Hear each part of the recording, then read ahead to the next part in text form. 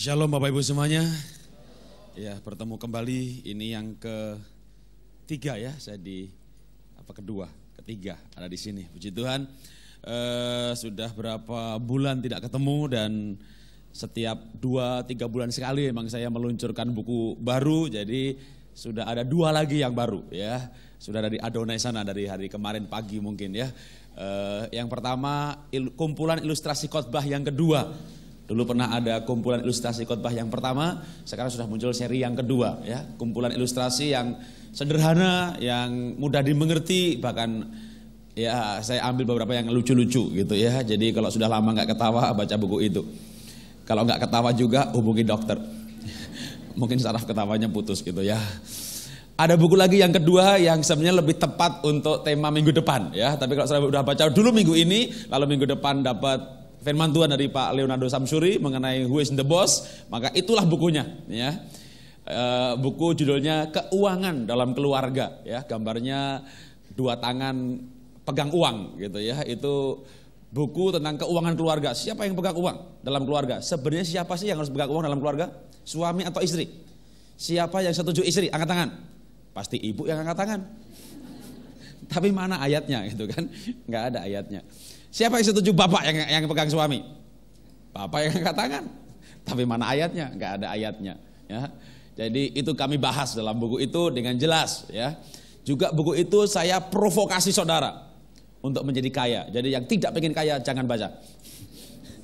Tapi kalau sudah baca buku itu kan terprovokasi untuk kaya di 2 bab 3 bab pertama. Tapi di bab-bab yang terakhir peringatan yang keras untuk orang-orang kaya ya, supaya saudara kaya dan tidak mati dengan kekayaan ya. Itu buku mengenai keuangan keluarga ya. Baru aja terbit 2-3 minggu lalu ya. Hati saya sebenarnya lagi menyala-nyala di situ gitu ya. Tapi saya dapat tema hari ini kebal cerai. Wah, susah juga ini temanya saudara.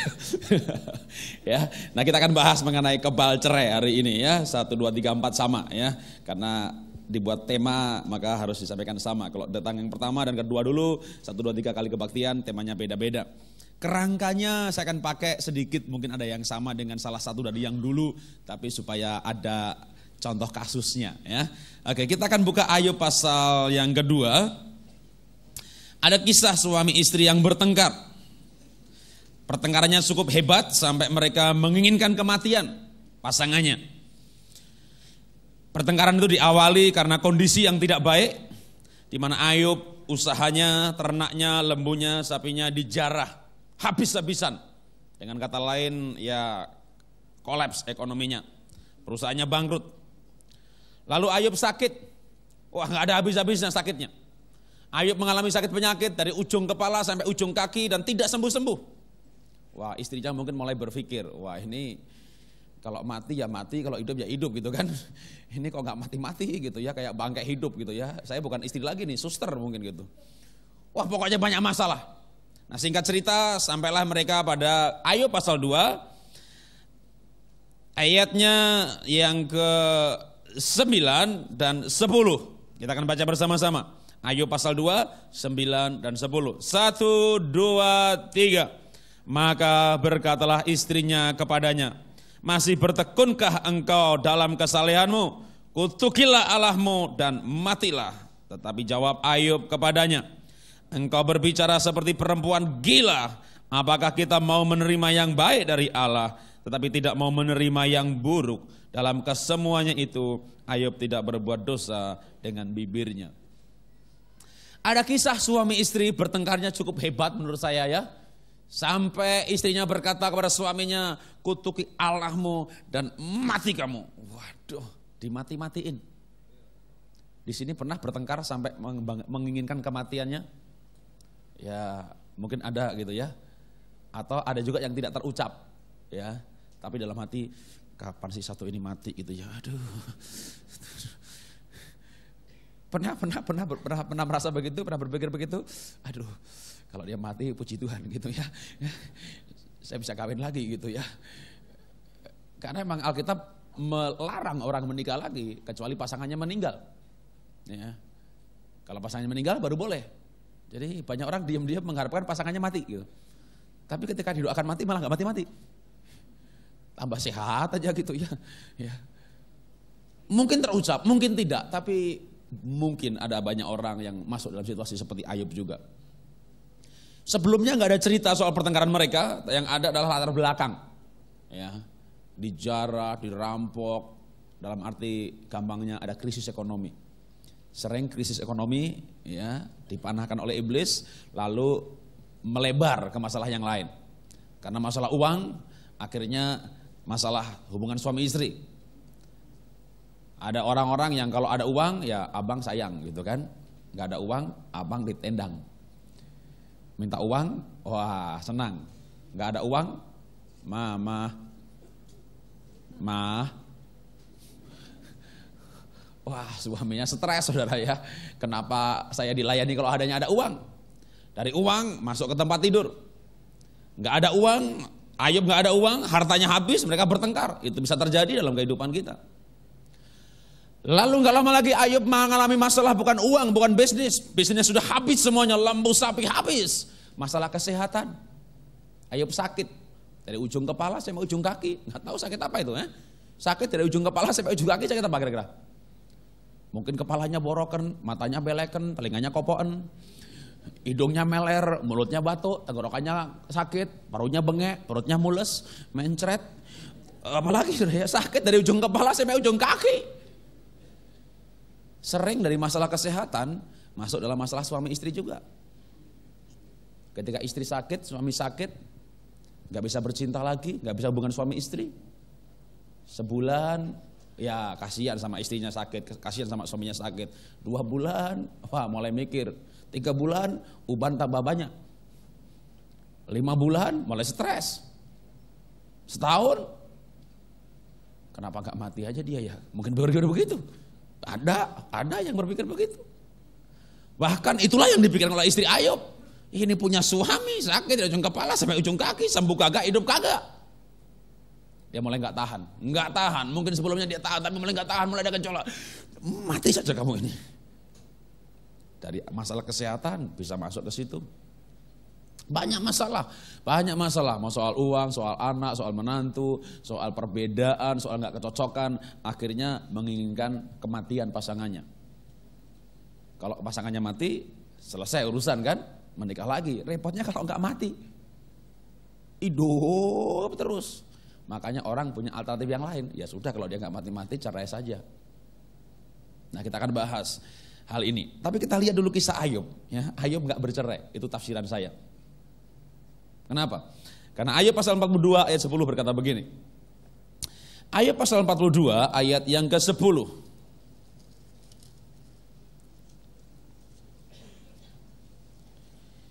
Kita akan baca keras-keras Ayub pasal 42 ayat yang ke-10 ini. Ayub 42, pasal 42 ayat yang ke-10. 1, 2, 3. Lalu Tuhan memulihkan keadaan Ayub setelah ia meminta doa untuk sahabat-sahabatnya, dan Tuhan memberikan kepada Ayub 2 kali lipat dari segala kepunyaannya dahulu. Nah, kata yang digunakan itu pulih. Maka banyak penafsir Alkitab setuju dan sama dengan kami bahwa istri di pasal yang pertama kedua sama dengan istri yang di pasal 42. Karena kata yang digunakan itu pulih. Dan Ayub dipulihkan bukan cuma pernikahannya. Nanti kalau dibaca sendiri ayat 11, 12, 13, 14, 15, 16, ayat 16 Ayub bahkan umurnya 2 kali lipat. Tapi ayat 11, 12, 13 itu Ayub dipulihkan, ekonominya 2 kali lipat, lembunya 2 kali lipat, sapinya 2 kali lipat, dombanya 2 kali lipat, ternaknya 2 kali lipat, istrinya tetap 1. Yang 1 ini tidak boleh 2 kali lipat, amin. Omset boleh 2 kali lipat, istri tetap 1, amin ibu-ibu. Yang 1 ini nggak boleh berlipat keadaan, saudara ya. Anaknya 10 mati, Ayub punya anak 10 lagi. Ayub punya umur 120 tahun lagi, kata ayat 17. Kitab Kejadian ada ayat Allah berfirman, sekarang manusia berumur 120 tahun saja. Setelah itu belum ada revisi keputusan Tuhan. Mazmur ada ayat, manusia akan hidup 70 kalau kuat 80. Itu bukan keputusan Tuhan. Itu perkataan Daud, pendapat Daud. Ya, tapi yang keputusan Tuhan 120 tahun. Nah, Kalau Ayub dikatakan hidup 120 tahun lagi, maka umurnya pun 2 kali lipat lagi. Bahkan kata dipulihkan di situ, itu sebenarnya bukan kayak orang sakit diobati. Kalau motor itu karburasinya rusak, ya dibersihkan, dikorokin, itu namanya diobati gitu ya. Tapi kata pulih di situ, itu lebih cocok sebenarnya renewal. Dalam arti, kalau motor gitu karburasinya rusak, dibuang, pasang yang baru. Gitu ya. Itu pulih. Alkitab itu kalau memulihkan luar biasa. Ya, makanya sampai Ayub dan istrinya bisa hidup 120 tahun lagi, punya anak 10 lagi. Padahal kalau kita lihat kasus pertengkarannya luar biasa, sudah saling menginginkan kematiannya. Pernah Bapak Ibu pasangannya menginginkan kematian? Gimana perasaanmu kalau pasanganmu menginginkan kematianmu? Kira-kira gimana perasaanmu? Halo, gimana? Gimana Bapak-bapak kalau istrimu berkata begini sama engkau bilang sama istri, "Mah, aku berangkat ya, Ma ya. Pergi sana, pergi. Mudah-mudahan mati ketabrak truk kamu." Gimana perasaanmu Bapak-bapak? Ibu-ibu, bagaimana perasaanmu kalau engkau tidur dengan suamimu, lalu malam-malam suamimu menggigau? Tahu menggigau? Bahasa Ibraninya ngelindur. Suamimu berkata begini, kapan istriku mati? Aku tak kawin lagi. Gitu. Bagaimana perasaanmu? Atau kalau betul-betul pasanganmu berkata seperti istri Ayub kepada suaminya, mati kamu. Nah, itulah yang dialami oleh Ayub. Nah, Ayub pulih. Bagaimana Ayub pulih? Ayub 42 ayat 5 dan 6. Kita akan baca ayat itu. Nanti setelah itu saya akan masuk ke ayat-ayat soal kawin cerai. Ya. Tapi kerangka pulihnya saya ambil dari cerita ini. Ayub 42 ayat 5 dan 6, itulah 2 ayat terakhir sebelum perikop di bawahnya menarik sekali. Judul perikop di bawah 2 ayat itu, keadaan Ayub dipulihkan. Ya. Kita baca ayat 5 dan 6. 1, 2, 3. Hanya dari kata orang saja aku mendengar tentang engkau. Tetapi sekarang mataku sendiri memandang engkau. 6. Oleh sebab itu aku mencabut perkataanku dan dengan menyesal aku duduk dalam debu dan abu. Perikop di bawahnya judulnya keadaan Ayub dipulihkan. Segala-galanya pulihnya, ekonominya, kesehatannya, bahkan anaknya punya 10 lagi. Berarti kalau anaknya punya 10 lagi, ya pasti walaupun gak ada ayatnya suami istri dipulihkan, bagaimana punya anak kalau gak ada istrinya gitu kan. Jadi saya tafsirkan juga, Ayub dipulihkan juga pernikahannya. Pemulihan pernikahan membawa pada pemulihan anak-anaknya, karena dulu anaknya mati gitu ya. Bukannya pergi pulang lagi tapi mati. Jadi pasti pernikahannya gimana gak pulih bisa punya anak 10 saudara ya. Ya kalau anaknya 1 mungkin ya pulihnya dikit-dikit lah gitu ya. Udah anak 10 saudara, produktif banget saudara ya. Itu kalau gak pulih gak bisa itu saudara. Ya 10 saudara ya. Kesehatannya dipulihkan, anaknya dipulihkan, punya anak 10 lagi. Lalu lembu sampai ekonomi, waduh memang pemulihan keluarga akan membawa dampak pada pemulihan yang lain. Amin. Tapi bagaimana caranya pulih? 2 ayat terakhir sebelum Ayub dipulihkan. Ayub bergumul begini, Ayub pasal 1 pasal 2 itu Ayub mengalami segala masalah. Masalah ekonomi, masalah kesehatan, masalah pernikahan. Lalu Ayub pasal 3 sampai Ayub pasal 40, ya tepatnya ayat 37 sebenarnya ya. Ayub pasal 3 sampai Ayub pasal 37 itu Ayub berbicara dengan teman-teman. Saya baca dengan teliti dari pasal 3 sampai pasal 37, tidak ada satu ayat pun janji pemulihan atau kisah pemulihan. Ada masalah antara suami dan istri, saya akan soroti di situ, batasi di situ, bukan soal kesehatan dan ekonomi. Ada masalah antara suami dan istri seperti Ayub, berbicara dengan sahabat, bagus. Itu mengurangi beban psikologis, tapi tidak membawa pemulihan. 37 pasal saudara, Ayub berbicara dengan sahabatnya, gak ada satupun janji pemulihan atau ayat pemulihan. Ada masalah antara suami istri, ngomong sama orang lain, paling enak saudara. Paling enak itu kalau orang sakit hati, ngomong sama orang sakit hati, betul? Apa yang terjadi kalau orang sakit hati ketemu orang sakit hati? Biasanya saling menguatkan sakit hatinya. Ya istri sakit hati ketemu sama istri sakit hati. Suami saya begini. Oh iya suami saya juga begitu. Iya memang semua laki-laki itu begitu. Iya begitu. Waduh, itu bisa 37 pasal saudara. Bisa 37 minggu, bisa 37 bulan. Tapi kita lihat gak ada pemulihan di sana. Nah ayat 38, Ayub mulai merendahkan diri di hadapan Tuhan dan dia mulai mencari Tuhan. Nah itu awal saudara, itu awal. Itu pasal 38, Ayub mulai tidak berbicara dengan sesama, tapi dia mulai berbicara dengan Tuhan. Makanya Tawarik berkata, jikalau umatku yang atasnya namanya disebut mencari wajahku, merendahkan diri, aku akan memulihkan mereka. Pemulihan keluarga, pemulihan suami istri hanya bisa terjadi kalau kita mencari Tuhan. Amin. Amin. Karena hanya Tuhan, firman Tuhan, hadirat Tuhan, kasih Tuhanlah yang mampu merubah suami kita, merubah istri kita. Dia keras, dia kasar. Loh, mengapa sih orang mau bercerai? Ya saya gak sanggup Pak, saya dipukuli terus. Suami tidak akan berhenti memukul dengan ibu mengatakan, Pak jangan dipukul. Ngomong apa kamu? Tambah dipukul lagi. Hanya Tuhan yang mau merubah dia. Hanya Tuhan. Suami gak bisa berubah dengan dikasih tulisan di dinding. Peraturan pernikahan 1, 2, dirobek sama dia. Bisa dicopot. Tanpa pertobatan gak mungkin orang berubah, betul? Maka Ayub berdoa, dia mencari Tuhan. Pasal 39, pasal 40 itu Ayub berbicara dengan Tuhan, Tuhan dengan Ayub. Tuhan menantang Ayub, Ayub menjawab Tuhan. Dialog vertikal.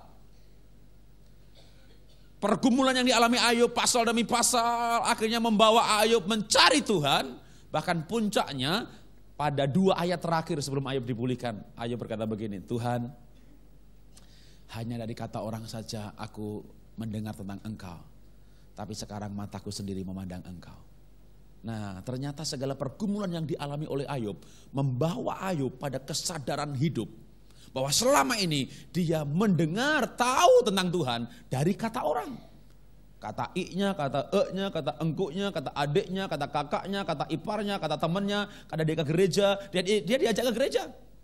Dia tahu Yesus Tuhan. Tapi dari kata orang.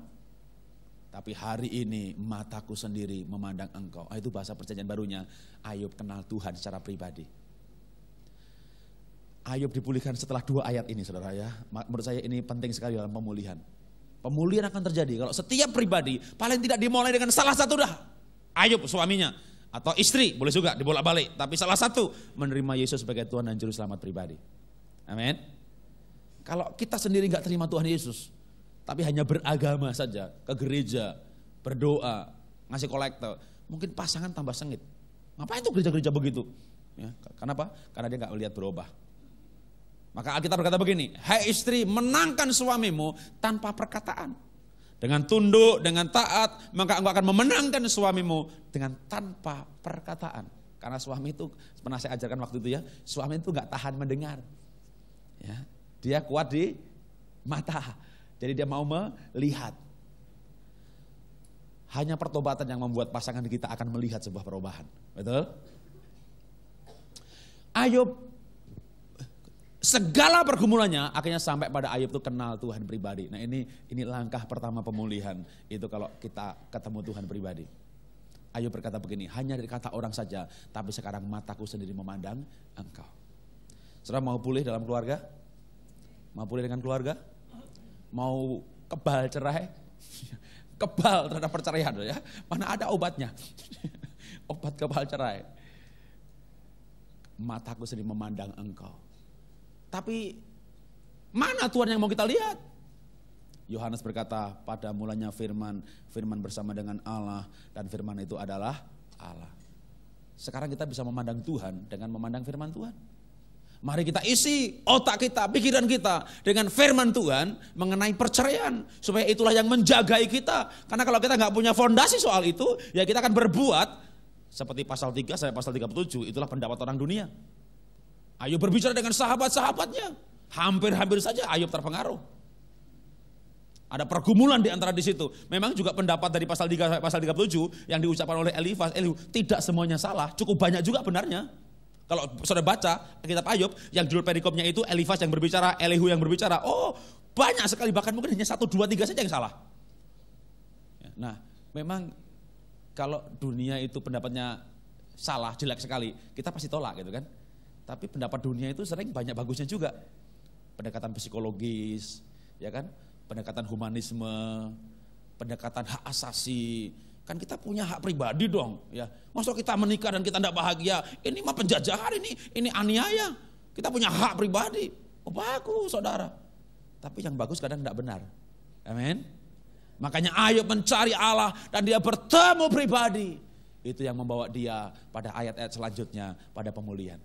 Nah, mari kita lihat apa kata firman Tuhan soal perceraian. Karena itulah yang kita lakukan.